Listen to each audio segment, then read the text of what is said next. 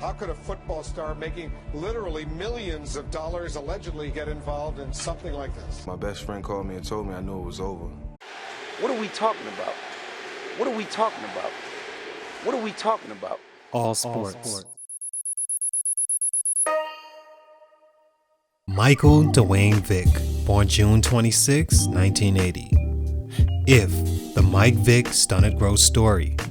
How the most naturally gifted football player ever become one of the biggest disappointments. When I think about Mike Vick, the first word comes to mind is the two-lettered if. If Mike Vick was taller. If only he was not from the streets. If only he had better guidance. If, and the list goes on. To me, one of the greatest things about sports is the wait and coming of the next transcendent talent. You can wait what it seems like a lifetime to see the next surefire great one, but if you do happen to catch one at the prime of your viewing youth, it's one of the most breathtaking feelings in sports. Myself being just old enough to feel the tail end of the greatness of Michael Jordan changed how I viewed not only basketball, but winning and hard work forever. You win on your own turf. You stay down until you do. No other superstar can share your spotlight because you've put in too much work to be denied all the glory. Then, being in the prime of my youth and able to understand sports more, catching the glory days of Allen Iverson felt like a newer version of what great meant. He was relatable, he was cool, humble, charismatic, tough, but not in a way he alienated anyone in his presence. He was brave and he was unbelievably good. I got to see that play out, not on YouTube, in real life. It had me running home from school to prepare for an unbothered watch of his game that night and made me feel like if he could do it, I could too. I no longer needed to hang from poles upside down until I was 6'6" like MJ. Transcendent, the Emmitt Smiths of the world, Deion Sanders, Ken Griffey, Kobe Bryant, Shaq, Phelps, LeBron, Steph Curry, and the list will go on forever. Mike Vick deserves every bit to be on that list. He was the perfect football player, it seems, even with the obvious deficiencies, lack of size, and a better foundation. No one thought of those when you saw the jaw-dropping plays he made on the field. With basketball being my first love, Mike Vick made football a close second, as he was to me the Allen Iverson of the sport, for better or worse. If only he had Steph Curry's temperament, protected upbringing, and jovial personality, what could he have been, right? No, because then he may not have been Joystick Vick, one of the greatest athletes I've ever seen in my life. Yet, I still wonder, what if? Let's talk about it. It's your boy JC Stunted Growth. Let's get it, man.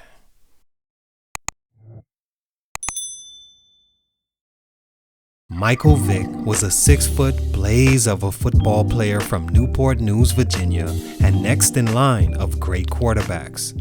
Not only that, he happened to be black and expected to be next in line of those greats as well. By his junior season in high school, you could see that this kid was what you wait forever to finally lay eyes on, a transcendent talent. Closer to home, he was the next Aaron Brooks, his second cousin, another Newport kid, and black quarterback, first to be a great star from the area. That's until Aaron Brooks 2.0 was noticed. By his senior year, he was rated number 2 in Virginia to another great story, Ronald Curry, who was the number 1 ranked player in the country. His speed and strength finally caught up to the things he wanted to do. Now it was decision time.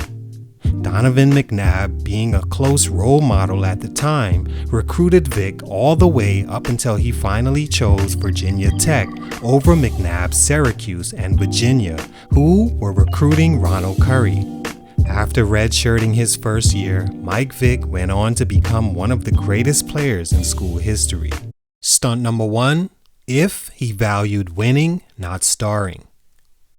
The first growth stunt in Michael Vick's career was him falling in love with the highlight plays more than winning actual games. At least, that's what it looked like in hindsight. One reason he receives this criticism is because of his lack or want to become a better pocket passer earlier in his career. With the breakneck speed Vick possessed, he relied on this far too often, as it was the one surefire attribute of his rarely stopped. You then say, well, if it's unstoppable, why not use it every time, at least for the majority? Because you'd then become predictable. You'd be highly susceptible to injuries, and it won't win you many games out there on the field trying to do it alone. In his first college game, Vick played 1 quarter and scored 3 rushing touchdowns. He went on to lead the Hokies to 11-0 before being defeated in the BCS national title game by Florida State. Don't get me wrong, Mike Vick could pass. He was aesthetically one of the better passers of all time, in my opinion, how he flung a rocket spiral for short or deep gains. He also had great passing vision and accuracy. But he rarely used those, and when he did drop back, it was clear it was only to make room for himself to run. He's been criticized countless times for his inability to be a legitimate pocket passer, although in his later years he was a lot better. In 1999, he actually led the NCAA in passing efficiency at 180.4 and received the Archie Griffin Award as college football's most valuable player. In 2000, his season highlights mostly consisted of him breaking out the pocket and running for his life. That led to very huge wins, like coming back from 14 down at Syracuse to win the game on a 55-yard run by Michael Vick with just 1 minute 34 seconds left. He was a highlight reel of a player who many feel used his running way too often and could have been the best ever if only he learned to lean on his arm earlier, making him a bigger threat. Stunt number 2, if he didn't stay true to the streets. Another huge stunt in Michael Vick's growth that leads many to think he was a disappointment was Vick's street upbringing that he couldn't get away from in a more timely fashion. Almost like Allen Iverson, the player he was always compared to and had the same relatable charisma to the hip-hop loving rebellious side of his generation. Luckily for Allen Iverson, his troubles when keeping it real goes wrong happened in his high school days, so he had time to separate the streets from his professional career. Although he was still very much involved with his friends and neighborhood. Michael Vick was not so lucky and was more hands-on. In the early 2000s, there wasn't a rap music video that didn't have Michael Vick in it.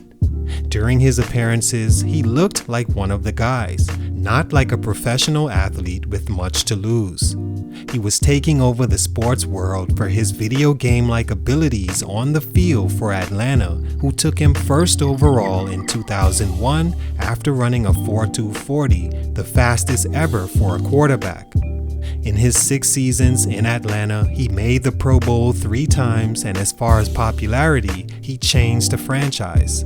Every football player now wanted to be like Vick.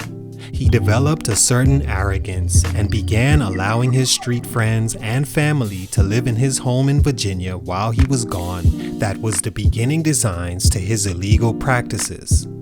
His mentality was starting to believe he was one of the guys, just now with money and respect, neglecting his millionaire salary and responsibility. He kept those people around, and they, along with his own decisions, became his downfall. If only he didn't stay true to the streets that didn't love him back. Stunt number 3, if Michael Vick never fought those dogs. Among other things he did to them that society buried him for, and rightfully so. By 2006, Mike Vick was one of the best, most exciting players in the league. He rushed for over 1,000 yards, becoming the first quarterback to do so, although he only threw for a little over 2,400 at a 52% completion percentage, resulting in a 7-9 record and another missed playoff. He didn't have the right supporting cast around him, neither was he himself willing to change his hip-hop, anti-establishment mindset. He first met a guy named Tony Taylor in 2001 who first got Vick into dog fighting.